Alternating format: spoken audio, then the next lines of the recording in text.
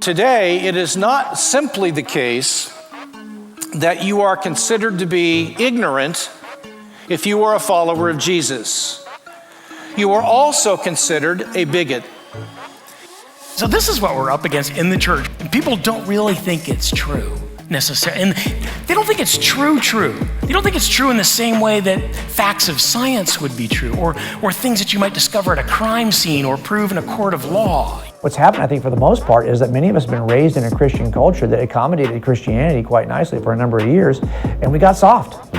We got comfortable, kind of where the majority of people would believe this worldview is true. That's going to shrink. For the Muslim perspective in Islam, Christianity is a failing, bankrupt, immoral system that is not even functioning for Americans themselves. You'll find that the less than 10% of your friends and your neighbors and your peers believe in Jesus the Christ. When you go into these universities, you will be in the minorities. We live in a culture of doubting Thomases, and they are approaching the church as a representation of Christ and saying, I need something to believe. Are you willing, like Christ, to open up your robe, figuratively, to show the hands and say, here's the evidence that you're asking me for, because I love you enough to share this with you. Now, note very carefully, folks, that apologetics is fundamentally a ministry of helping people.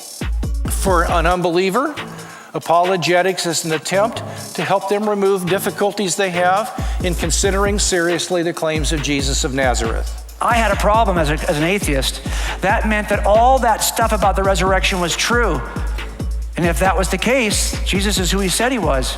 That's why I'm into apologetics, because I love this idea that God has left this tremendous trail of evidence down through history testifying that Jesus did indeed conquer death on my behalf. So I'm a Christian today, folks, not because I had a problem in my life I needed to be solved. I'm a Christian today because it's true. That I and my colleagues are calling the church to rededicate herself to a vibrant life of the mind. It's time for the church to rise up, not be walked on, and not just have something to say, but have a defense for the hope that is in us, like the Bible commands us to.